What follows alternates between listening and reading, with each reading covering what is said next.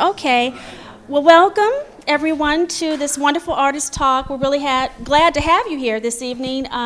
We're very honored that we have two distinguished guests, Mr. Richard Mayhew and Freddie Stiles. And the title of the exhibit is The Nature of Art, which is now being shown at September Gray Fine Art Gallery on Bennett Street. The show and exhibit will be up until the 31st of December, so I hope that you'll all come by and visit the gallery and see this incredible work from both of these artists.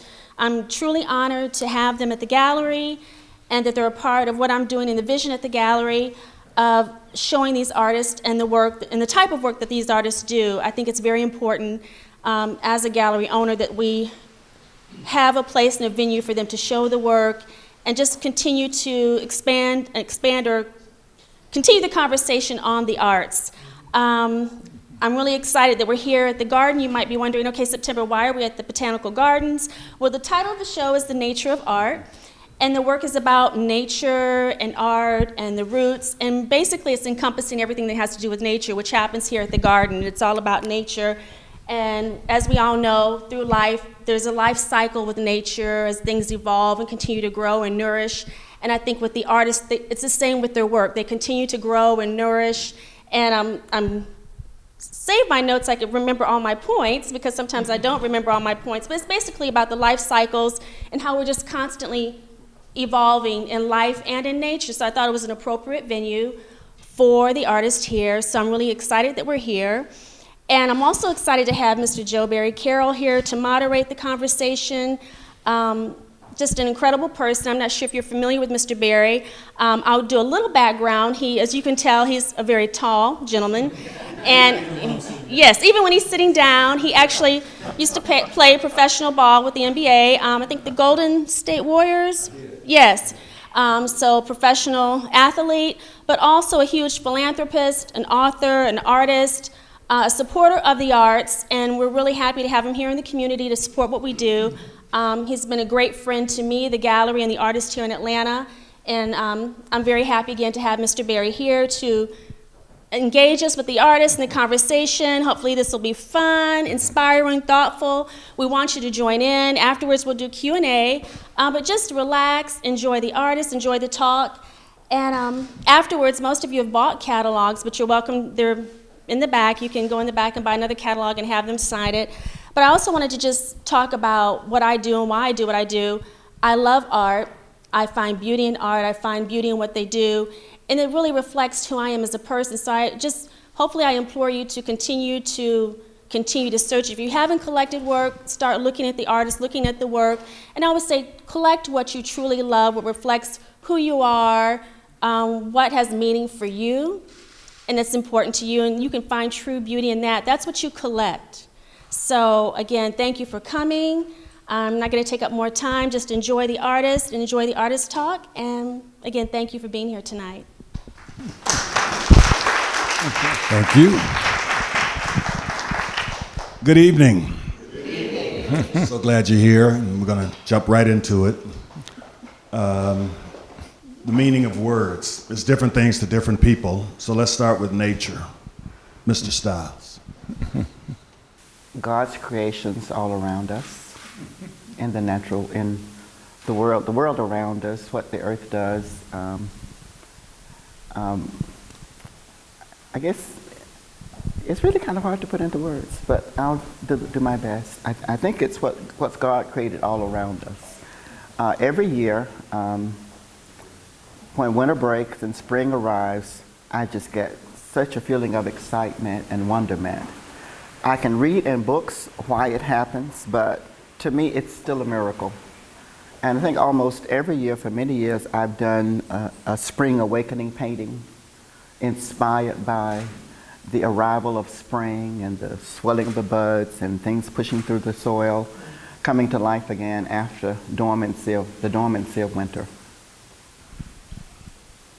So during the winter, do you have anything that you garden? I'm told you're an avid gardener, so I'm supposing you have to wait those 4 months. Well, I mean, I find winter interesting as well, because the trees and branches take on a whole different meaning and look when the leaves are gone. You see the structure of the trees. I did a series of work called Silver Trees Revisited, because I don't drive, and I remember riding through wooded areas on winter's nights with the moon reflecting off of the tree branches, and oftentimes they read as silver. And just seeing that. Years ago, I would go up every winter to visit my friend James Jackson. You know James. And in Jackson County, and driving from James Jackson's on a cold winter night through rural area with a lot of trees, I would just find it fascinating, the beauty of the bare branches reflecting the moonlight. Mr. Mayhew, for you, nature. To be or not to be? That is the question. I grew up in the woods in Long Island, New York. I never got out of the woods. So there was the whole thing about nature. It was constantly reinventing itself. So I was seeing that in the art forms also. So I started painting very early in my life. And it was always involved with the natural phenomena of nature. And also with my ethnic background, which is also based in the whole natural phenomena of reinventing oneself. And nature, I was watching that, constantly doing that. And how much human beings do that, are involved with that. So I got committed to the creative sensibility of survival. And I guess that's why I reached the age that I'm at, which I won't tell you. And, It'll come out. How do you see the relationship between nature and spirit?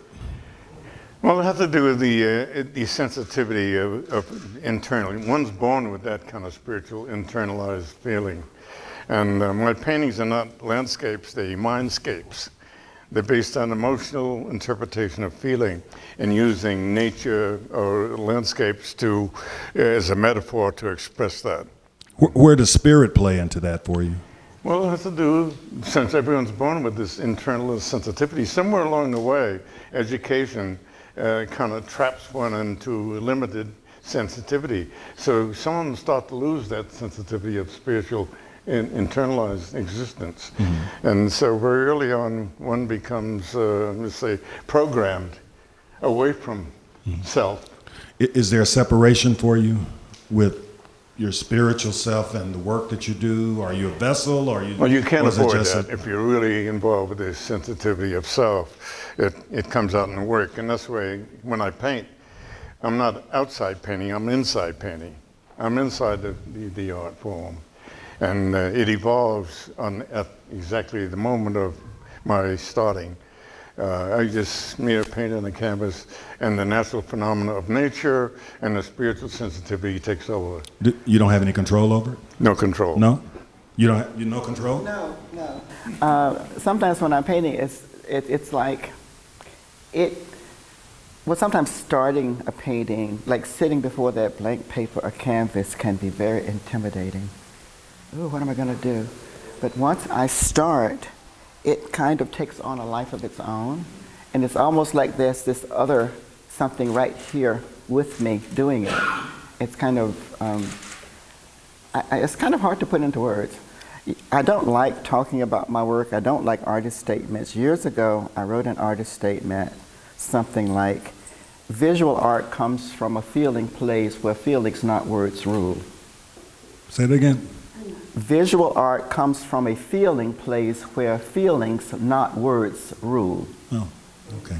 And so I can't put Could you those expand on that? feelings into words. Yeah. Okay. No, I was asking you to expand on it. You did. Yeah.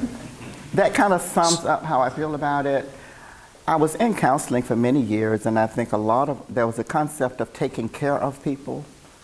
And I think a lot of artists struggle with words to try to explain what they do to take care of the people who are viewing the work. But the words really are, I mean, we use them, but I can't fully explain it because, I mean, it's about feelings. Mm-hmm. You know, I look at the world around me and recycle it through myself, and it comes out some other. So when you began, you don't know what that end point is going to be? Well, the last time I knew what the end point was going to be was in 1997 when I was asked to do an Absolute ad for Absolute Vodka. Did you work your way through that?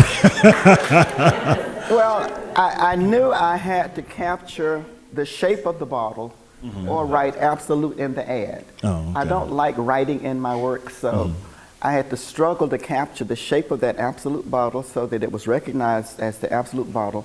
And that's about the last time I did something that I knew what it was going to be before I started. So I want to come back a little bit earlier to this myth. I don't know if it's a myth or it really exists. Bessie the cow. There's some place that you were talking about Bessie learning. I mean, your pieces you were talking about in interpreting your pieces, talking about it came from the warm milk of Bessie the cow in the woods. And I'm not sure if this was like part of the story you put out there, but it sounded good, so we should go with it, you know. Well, somebody Is there really a Bessie the cow, or was that just a metaphor or some, you know? Well, like Richard, the first 8 years of my life were spent in Madison, Georgia, 60 miles east of here. And years ago, I talked about, I guess I romanticized on a cold winter morning, drinking warm milk from Bessie the cow, eating, biscuits from the wood stove. So there was a Bessie the cow in the yard, and she gave us milk. And from the milk, we got butter. And at some point, when Bessie gave us an offspring, we slaughtered it and put it in the freezer, the rented freezer in downtown Madison, You're Georgia. not committed, are you? But there truly was Bessie the cow. How does that show up in your work? I don't know that it does show up, and I don't ever remember doing a cow. Well, I mean, just the emotion of your relationship with Bessie, even just a good meal coming from Bessie. Well, I mean, Bessie got me from there to here. All right. And And we're all the better for when I it. think about that time, I think the basic kind of, how can I put it, inspiration for my work started in that unpainted house with a wood-burning stove, no electricity, an outhouse over there. Started there. This piece behind you is a series of work I call Studies in whatever the base color is. In that case, studies in green, white, and silver. I do a studies in silver and white that remind me of how the condensation on the windows of that house would freeze, and looking through the ice crystals on the window reminds me very much of that, but I don't know that Bessie is in it of my work. Mr. Mayhew, before I know that George Ennis was a great influence for you, but before that you talk a little bit about your grandmother, and I'm wondering, is there a particular example you have of how she nurtured or influenced you before this later time in your life? Well, she reminded me in terms of my heritage and making sure that I was faithful to that kind of sensitivity. Which is And that heritage? Native American. Yes. She was Shinnecock. And so on the basis of that sensibility and the combination of Afro-American and Native American, and how much one becomes aware of that kind of spiritual insight, and learning more about that, how much it shows up in your functional and in society. And so my grandmother was involved with constantly giving me magazines and books on the art. And she wasn't an artist, but this was part of her kind of sensitive contribution to me. And so I started drawing when I was a very tiny young boy. And then I became an apprentice for the Hudson River School at 14. And so there was a constant building. But my grandmother died before I became an artist, so she never knew. Was she ever able to share with you why she shared these art books with you? Yeah, well, she'd share a lot of other things because her flower I used as a paper mache with paper, and so her flower started missing sometime. Where's my flower? So tell me more about that. In drawing all the time, I used to draw on brown paper bags or wrapping paper, which is the best texture to sketch on. I want you to know that.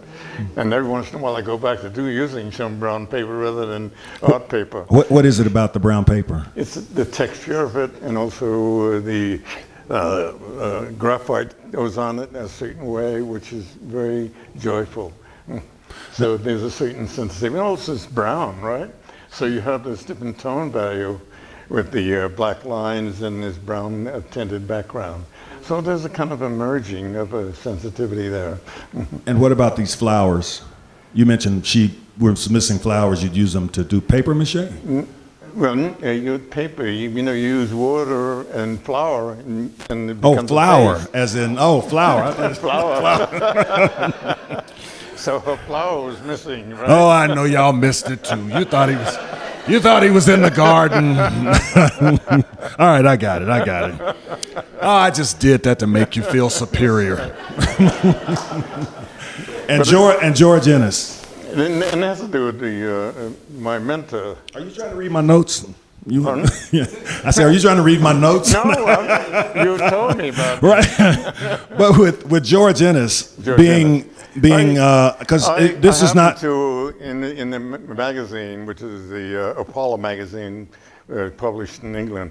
George Ennis's work was in fact, he was one of the prominent American landscape painters, and I was staring at it all the time. It's a very sensitive mood space in his work, which is very special, and also color, which kind of turned me on. So when I got a little older, I used to go around New York and looking for his work. Much of it was in museums, and there was a gallery in New York, just him, George Ennis's work. So I used to go to that gallery all the time. And as soon as I walked in the door, they'd pull it out and show it to me, because they knew what I came there for. Right. This young man was very interested in seeing this work. And later on, when I went to study at the Accademia in Florence, Italy, at the museum, the Uffizi Museum, his work was in the museum because he had gone to Italy to paint it one time, and there was the work in the museum. And again, I was really stimulated by seeing his work in another area. Right. Now you came to exhibit with him at some point, right? Yeah, that's embarrassing. How does that feel? No. How does that feel when you have this person that you admire like that, and there you're in the same place? One of my paintings and put it on the wall right near Ennis's painting, and I felt I was embarrassed. The fact it was next to his work, because I felt that I was so amounted about his work that to see it next to his work it was a little disturbing. That's all. I mean, it was a great feeling, though, right? I mean, it's an achievement. Yeah. Well, he died so long before I was born, Right. so it's too bad he never had a chance to respond to it. Yeah. Right. Well, also I became a teacher most of my life, and being a professor at universities, and I'm finding out that back in the early stages, how many people are all boxed in. They boxed in very early in life, in terms of how much they conditioned to work and think a certain way. And I had reached the point where I can get out of the box. There's a bottom of the box, which you are. One's personal sensitivity is in the bottom, but you got all the walls. There's religion, there's politics, there's job commitment, and there's family.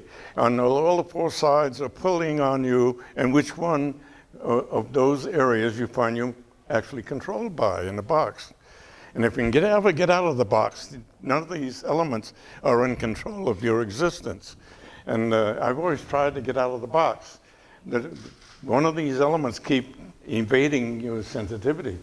But I think I'm pretty much out of the box.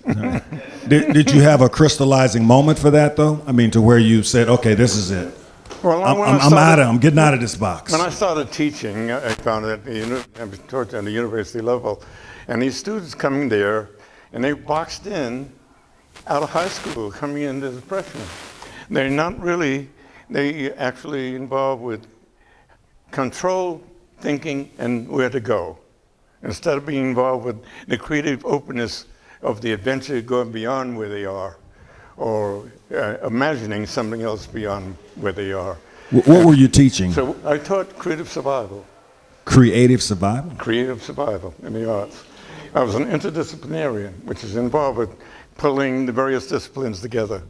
And a lot of the universities gave me a hard time about doing that because they, even though they're liberal arts institutions, but they certainly were involved with a interdisciplinary program, which both is actually involved with the unity of the various disciplines and how they interact and how they're involved with a creative destiny in some way, beyond the norm of the being retarded in kindergarten in terms of being boxed in very early.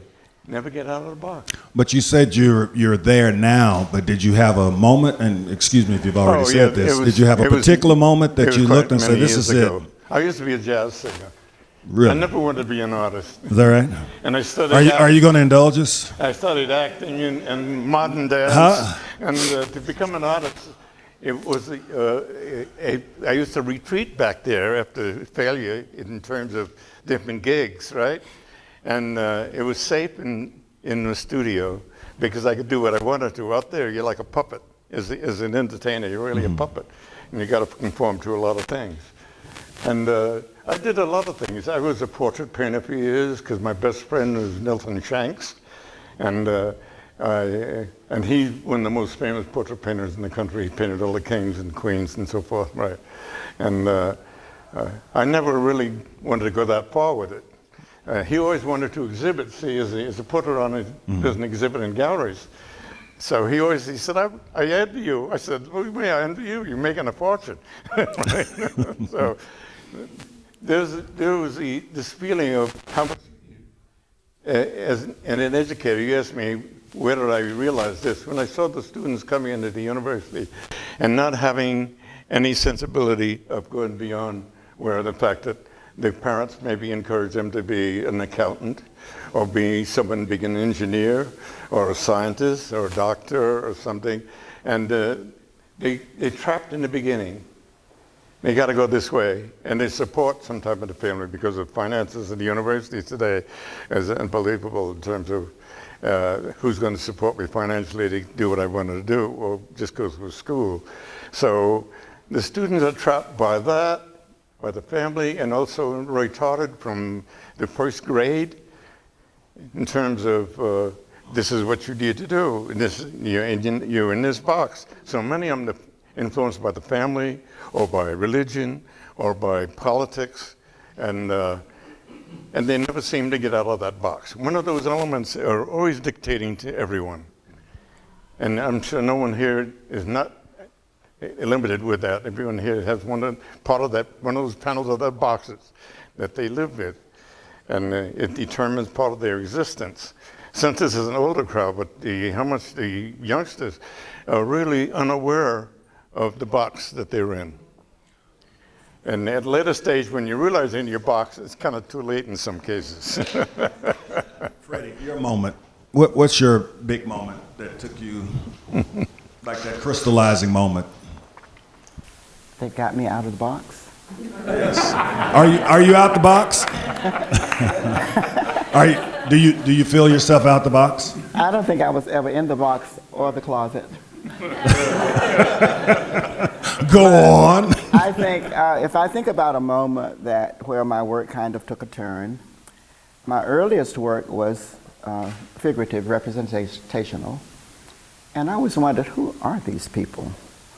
And in 1979, when my fraternal grandmother died, Eva Booker, my grandmother died, my father's mother died, and my sister, mother, father, and I were together as a family unit for the first time since 1952.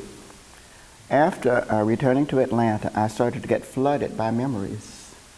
And those memories were of the time I spent in that family in Madison, Georgia. And I realized that I had been illustrating in my work the pain and difficulty of living in that nuclear family. So in 1980, I had a show at a place called Phoenix Art and Culture Center. Some people here might remember it, might not. It was on Gordon, when Abernathy was Gordon. Those buildings right on the left before you turn onto People Street to go to Hammond's house. In that show, I did this big painting of my father's mother, like these green triangles. and this big painting of her. She was a church lady, an evil church lady. She was the mother of the church. My grandfather, who died in February of the year I was born in May, was a preacher. But when I don't know how long after I was born, she held me up and said, "None of my blood is in this child." So that meant that she was saying that my father was not my father, and I'll use the words that she used. She said that I was some nigger in Atlanta's baby. And that caused me to experience a lot of abuse because she was a larger-than-life figure, and my father had no backbone. So it exposed me to a lot of abuse. I won't go into all the details. But those memories reminded me of all of that. So in this big painting, I did these big triangles with her as a central figure because she was a very strong figure, and these green triangles. And I was outside of both of the triangles. My father was with Lily Mae on the greener triangle, and my mother and sister were on the darker green triangle. And I did some other paintings too, but that was about the last time I showed publicly figurative work. It was kind of like a purging of those images to get me to how I had survived the abuse. And I always turned to nature. I'd hide in the bushes, lay in the grass, look at the clouds, go hug a tree. And that was sort of kind of the turning point, I think, if I was in a box, to get me out of the box. So are you able to escape that misery through moving more toward abstraction? Yeah, abstraction, yeah. It's not in there? It's not in there? The pain's not in the abstraction? No. In counseling, one of the things we all had to accept that whatever pain you experienced, here you are. You survived it.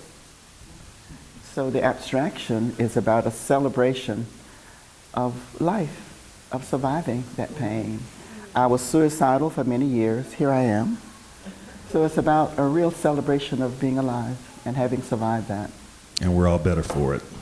And I hope so.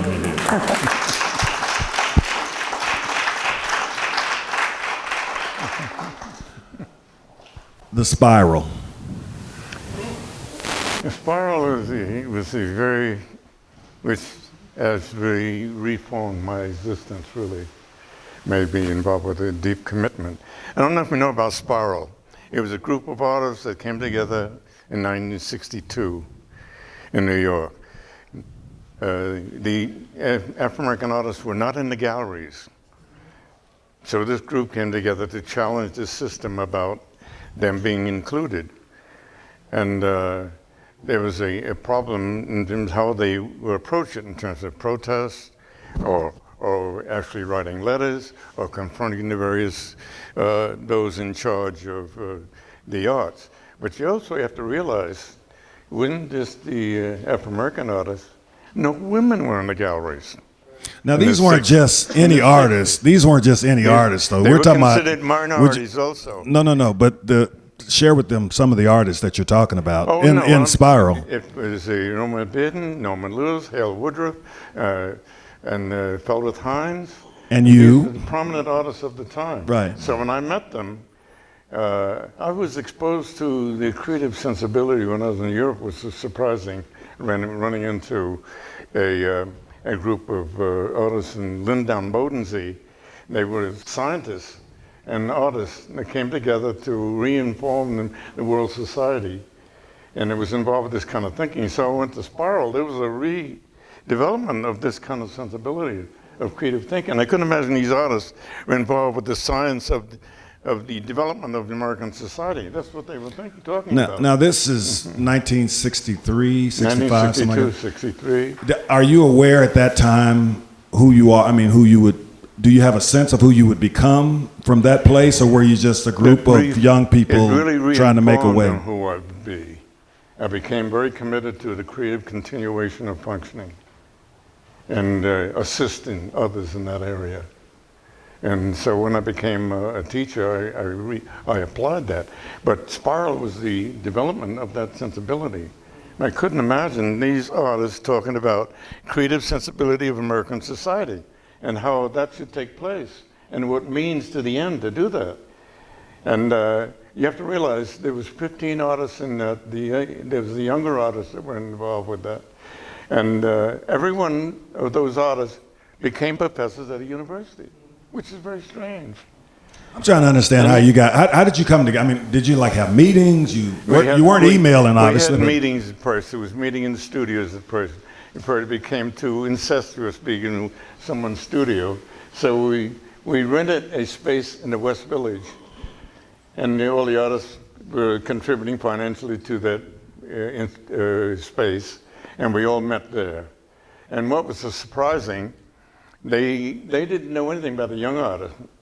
And so I knew the young artists, so I brought them in and to meet them. So there was a meeting of the eyes and concept at the time. You have to realize all of these artists were abstract, no representational artists. And which is very strange, how much they got involved with this area. So they discussed that. What type of art? And they asked everyone to bring a painting and put on the wall so we could discuss this. And they found out nobody worked very similar.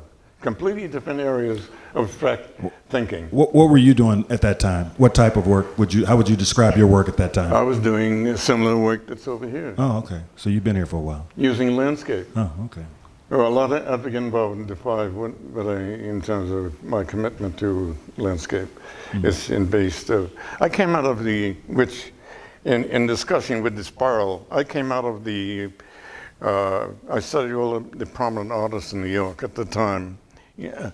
One didn't study in like the universities now. They have art classes. They have in the early years they didn't have that. In Europe they still don't have it. In the universities, art is not taught in the universities, it's taught in the art academies. And so the United States was the first time that they started to have art academies. And so I studied with them, and what I became involved with in relationship to spiral was I'll tell you the school that I came out of. It was basic design and color. Now, basic design is circles, squares, and triangles, and in terms of two-dimensional design, and then red, yellow, and blue, or orange, green, all right, and violet, and the secondary colors. Now, this was basic design space that I knew as a youngster, and how would you apply it to abstraction, and how to use that in an abstract way. So how much one understands the optic phenomena of a circle on a two-dimensional space, it advances on the eye, and squares recede. So if you're using that basic thing, you're controlling the viewer. But if you make that circle green or blue, the circle's receding, the color is receding, but the circle is advancing. So you're caught up in a double phenomena of optics. And this is what I learned in the beginning. So I stayed heavily involved with the whole optic phenomena of color and form and space. And I've been using it in my paintings, only because I understand how one sees or doesn't understand what it sees. Most people don't understand what they see. So I had to learn about the mind in terms of what the eye sees. And so I had to do it in terms of that color is always taking place when you look at a two-dimensional design, and the shapes also. So if you have a triangle, and then you have a circle near it, you're having two different things going on. This is doing and this is doing. So I heavily got involved with that in relationship to nature. Do you associate that lesson with a particular person, or is this just accumulation of experiences that you've had going through your work? Well, this is basic design two-dimensional, no matter what. That's it. It's how you see. Okay, I'm going to accept that that's basic, but it felt a little deeper to that to me. Okay. So if you take variation as the completely abstract, with some of the abstractions, that wouldn't involve any design, just free space. But if they're using red in that space, that red is coming forward, and the green space is receding. If they're using blues and greens along with it, and that shape is doing certain things, even though it's abstract. It's still involved with the optic phenomena, how one sees. And then also, I really studied the books when I was in Florence. There's books on optic phenomena of how the eye, the rods and codes in the eye, and how the eye sees, and how the mind needs to understand the after images of color. And so I got more involved with that phenomena and teaching it, but also in terms of my paintings. So it's a kind of a trap. If you don't use it, that it's always happening there and you're not aware of it. So I became much more aware. But that was basic learning of two-dimensional design. So I learned about that very early. And how much Spiral is involved with this. Spiral was involved with challenging the system in relationship to the uniqueness of ethnicity and also the women, how much they were denied showing. Why did you only let one woman? You just said, what was Emma Amos? You only had one woman in there, right? That's not true. That's a myth. Oh, well. Now we know. Emma Amos said that because she was the only one exhibited with the group. Oh. There's several women who used to come to it. Betty Blake. Did you give them the secret handshake, though? I mean, No, nothing like that. In fact, they was very alien many times in terms of the communication because of the whole concept of the dictation of the system and who's accepted and who's not accepted.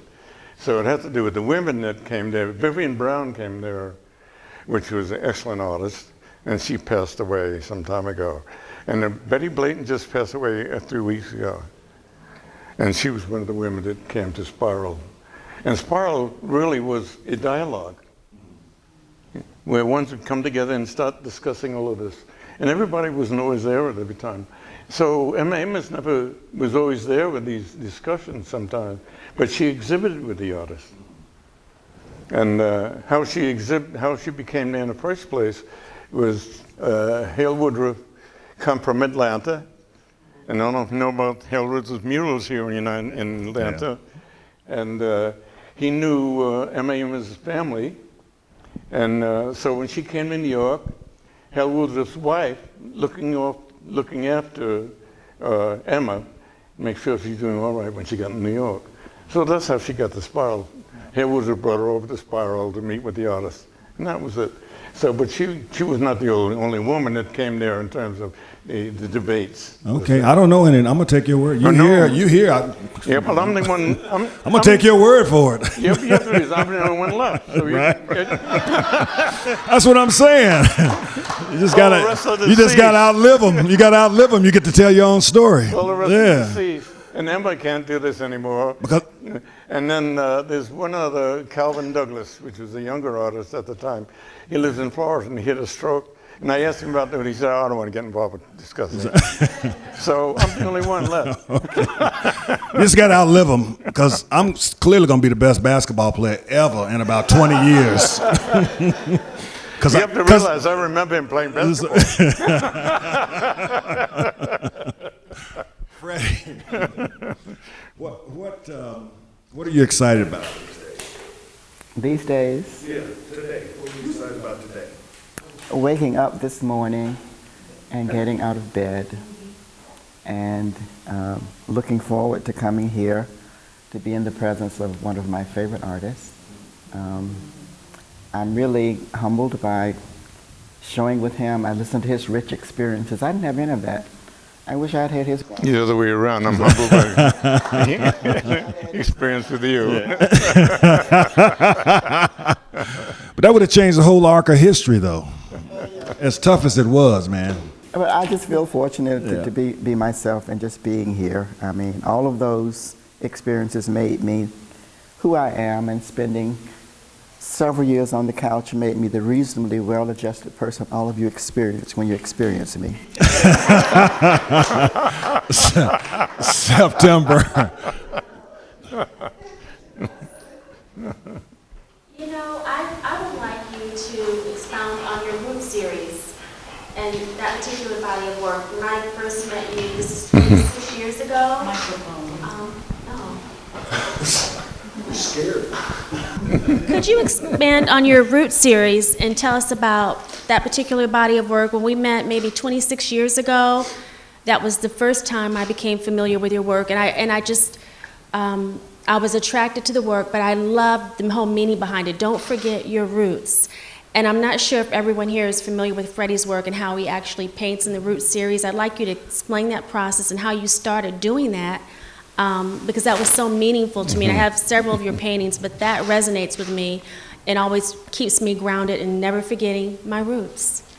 Well, with my Madison, Georgia roots, after living in apartments for many years, I met my partner and we moved to a place where we had lots of land. So I started gardening. All of my friends thought I had gone crazy because they did not know that side of me. And we grew vegetables and ornamentals, focusing on plants that like shade, and azaleas are shade-loving plants. So in the early years, the azaleas would die, and I've always liked texture in my work. Back when I did figurative work, I liked little details. The azaleas had these wonderfully fibrous roots, and I kept thinking, what if I washed the dirt off of these roots and started applying paint with them? So in 1979, I was asked to have a one-person show at what was then Nexus. It's now the Atlanta Contemporary. It was on Ralph McGill then. It's now on Means Street. So for the first time, I actually washed the dirt off of the azalea roots and started applying paint with them. And I called it my Working Roots series. And I don't get into social commentary a whole lot, but I am aware that a part of me is African American, and there's this whole stuff. So I call this series Working Roots for two reasons. It's a very intense process, dipping the paint, the roots into the, but it also, you know, in the old neighborhood, if your husband wasn't acting right, you go across the river, and people in the neighborhood would threaten people with, "I'll have you green as a frog, barking like a dog." And so that was that kind of connection to my ethnicity. And that way, there's a whole another saying, because I do other things that don't really involve using a brush. That was the kind of concept of make do in the black neighborhood. If you don't have what you need, you make do with what you have. So using those roots were in a way kind of, I had brushes, but the roots did it so much better than the brushes. Does that answer sort of your question? Mr. Mayhew, Yeah. you talk about a lot of music in your pieces, Right. and could you give us the music in that? It's improvisation. It is? Yeah. Are you going to give me some bars? You talk about singing, I don't believe it. Oh, without a song, a day would never end.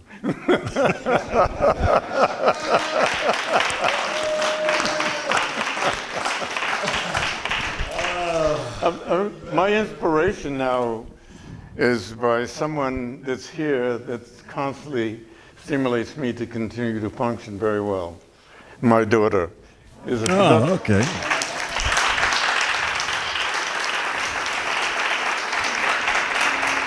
My daughter's a production designer for the movies.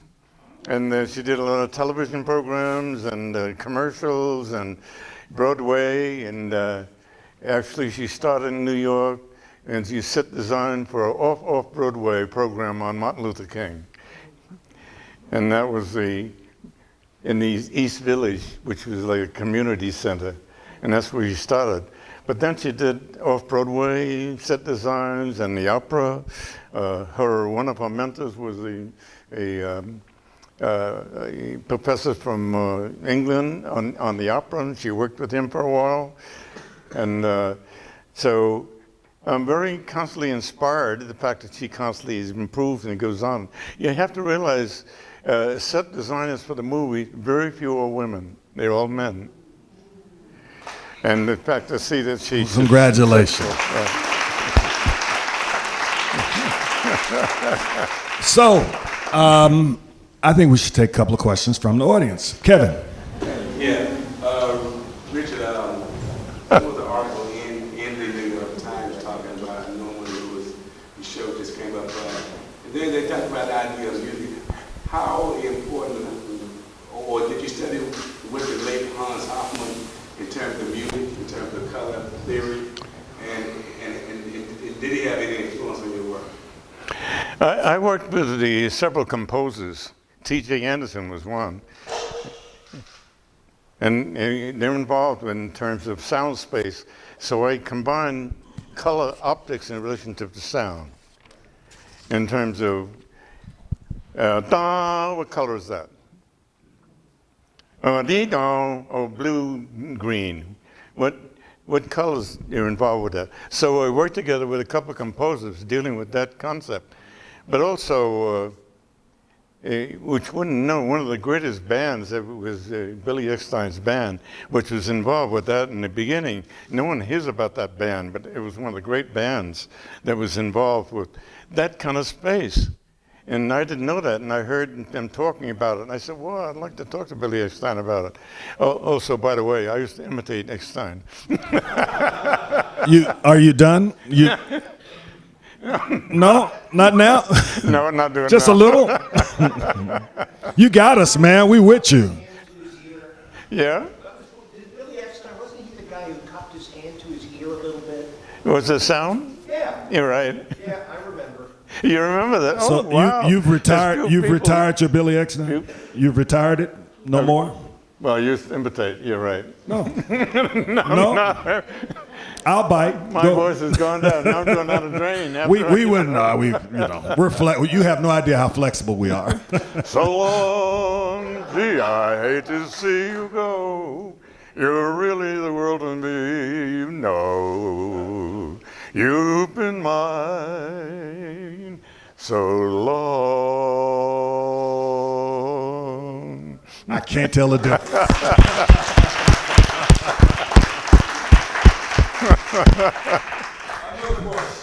But what he asked was very important because it had to do with the space, the whole sound space in relationship to optics, and how much one really is involved with tuning into that. And I use it a lot of times because I paint the music sometimes, in the space of the sensitivity of sound in relation to value, of how close the values are next to each other.